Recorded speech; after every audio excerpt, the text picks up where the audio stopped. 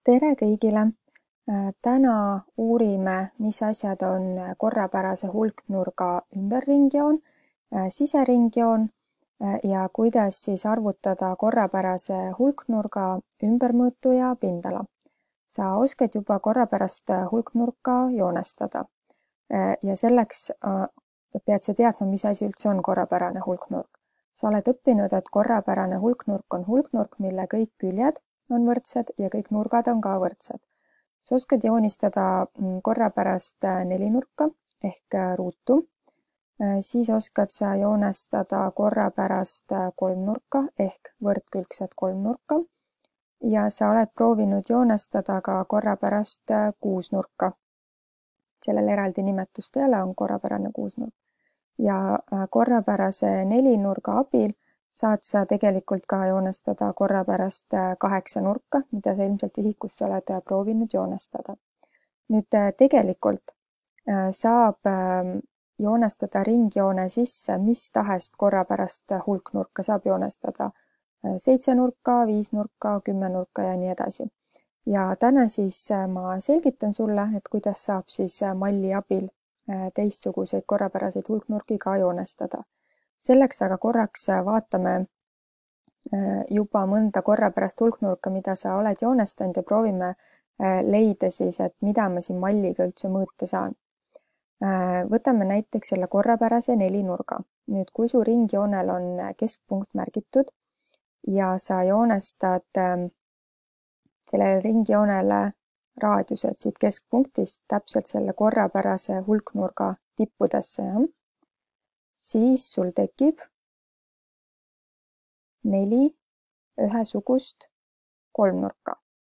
4 sellepärast, et meil on nelinurk, ja need võrdsed kolmnurgad siin on kõik võrdhaarsed, sest et nende 2 külge on raadiused ehk võrdsed ja siis aluseks on see nii-öelda hulknurga enda külg. Ja siin sa näed, et kõik need teevad siit täisnurga, eks ole. Sa tead, et täispööre on kokku 360 kraadi. Kui ma 360 jagan 4-ga, siis järelikult korrapärase nelinurga joonestamisel tekivadki mulle siia kesknurgad, mis on kõik 90 kraadi. Vaatame sama asja korrapärase kolmnurgaga. Joonestan samamoodi siia raadiused, täpselt siis sinna korrapärase hulknurga tippudesse. Ja mis mul juhtub? Mul tekib nüüd 3 võrdset kolmnurka. 3 sellepärast, et mul on korrapärane kolmnurk siin ja need on kõik jällegi võrdhaarsed, sest need on kõik ringi raadiused. Ja siin on nüüd kõikidel nendel see tipunurk nendel kolmnurkadel 360 kraadi jagatud 3-ga, sest see on kolmnurk, ehk 120 kraadi. Võime ka võtta malli. Mul on siin mall. Liigutame selle siia peale ja vaatame, kas on 120 kraadi. Nii, minu malli järgi on täpselt selle ühe nurk siin 120 kraadi ja kuna need on kõik võrdsed, siis on nad kõik 120 kraadi, kokku tuleb täispööre 360 kraadi. Vaatame sama asja ka korrapärase kuusnurgaga. Kui ma joonestan siia selle ümberringjoone raadiused ehk keskpunktis siis korrapärase hulknurga tippudesse, siis mul tekib siia kokku 6 võrdhaarset kolmnurka, võrdhaarne, sest kõik need raadiused on võrdsed. Ja terve täispööre on siis jaotatud võrdselt 6 kolmnurga tipunurkade vahel ära. 360 jagatud 6-ga on 60 kraadi ja malliga ma võin siin veenduda ka, et see üks nurk siin on täpselt mul siis 60 kraadi. Nii, arvestades nüüd seda teadmist, et kui korrapärane hulknurk on keskpunkti abil jaotatud võrdseteks võrdhaarseteks kolmnurkadeks, mis on kõik täpselt ühesuurused ja nende tipunurgad on võrdsed, siis saan ma tegelikult nende võrdhaarsete kolmnurkade abil joonestada ka näiteks 5 nurka. Ja proovime selle siis kõik koos ära teha. Selleks joonesta endale ringjoon ja nüüd tuleb meil see ringjoon jagada siis 5 võrdseks võrdhaarseks kolmnurgaks. Selleks me peame kõigepealt selle täispöörde ehk 360 kraadi jagama 5-ga ja me saame kätte siis ühe oma kolmnurga tipunurga. Nii, saame siis kätte, et korrapärase viisnurga joonestamiseks tuleb mul teha siis siia ringjoone keskele järjest kesknurki, mis on kõik 72 kraadi. Nii, proovi oma malli siis sättida täpselt siia keskkohta. 0 ja siin, kus on 72 kraadi, teha siis punkt ringjoone peale. Nii, ütleme umbes siin. Nii, edasi tuleb sul siis malli edasi liigutada. Sättida ta uuesti siis 0 ja märkida uus punkt. Ja mall tuleb sul siis hästi korralikult panna, nii et ta läheks uuesti selle uue punktiga nagu 0 ja siit jälle 72 kraadi märkida ringjoone peale. Nii, see on üsna täpne töö, nii et proovi olla oma malliga hästi täpne, et see oleks täpselt 72 kraadi. Nii, ja liigud jällegi malliga edasi. Märgime uuesti 72 kraadi ja nii kuni lõpuni. Nii, kui sa nüüd lõpetad, siis see viimane sektor peaks ka sul tulema 72 kraadi, kui sa oled kõik siis ilusti täpselt teinud. Kui sul ei tule hästi välja, siis see tähendab, et sa oled natukene olnud ebatäpne, aga kui sul tuleb ilusti välja, siis sa ühendad need ringjoone punktid kõõludega ja sul tekibki korrapärane viisnurk. Täpselt sama loogikaga saab joonestada korrapärast 9 nurka, 10 nurka, 12 nurka, 36 nurka ja nii edasi. Et lihtsalt tuleb leida see täispööre jagatud tippude arvuga, et sa saaksid teada selle kesknurga suuruse, et need kõik kesknurgad siia ilusti ära mahuks. Nii, lähme edasi ja vaatame siis järgmisi asju korrapärase hulknurga juures. Esiteks, sa oled korrapärast hulknurka joonestanud ringjoone abil.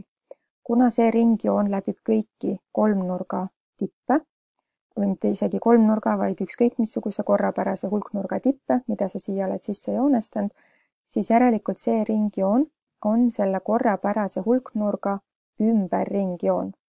Sa mäletad, et ümberringjoon on see joon, mis läbib kõiki tippe. Nüüd vaatame edasi, et kas meil oleks võimalik ka siia korrapärasele hulknurgale joonestada siseringjoon. Sa tead, et siseringjoon peab puutuma kõiki külgi ja kuna see on korrapärane, siis ta peaks puutuma kõikide külgede keskpunkte. Nii et mõõda välja omal kõikide külgede keskpunktid ja proovime siis siseringjoonega joonestada. Nii, ja kui sa nüüd tsirkli terava otsa paned keskele ja pliiatsi siia ääre peale, siis sul tulebki täpselt ilusti ka siseringjoon. Kui see läheb natukene 1 millimeetri võrra kuskilt eemale, ei ole hullu, sest et sa oled oma joonise teinud käsitsi, et minul isegi siin arvuti peal, kuna ma kasutasin sellist nagu eraldi malli pilti, siis ei tule see ringjoon nii täpne, kui ta olla võiks. Nii, siin joonisel on siis nii ümberringjoon kui ka siseringjoon ja mõlemal neist on olemas raadiused. Nüüd need raadiused tuleb meil tähistada erinevalt. Esiteks joonesta siis ümberringjoone raadius. See on siis keskpunktist hulknurga tippu ehk siis selle ümberringjooneni ja selle tähis on suur R-täht.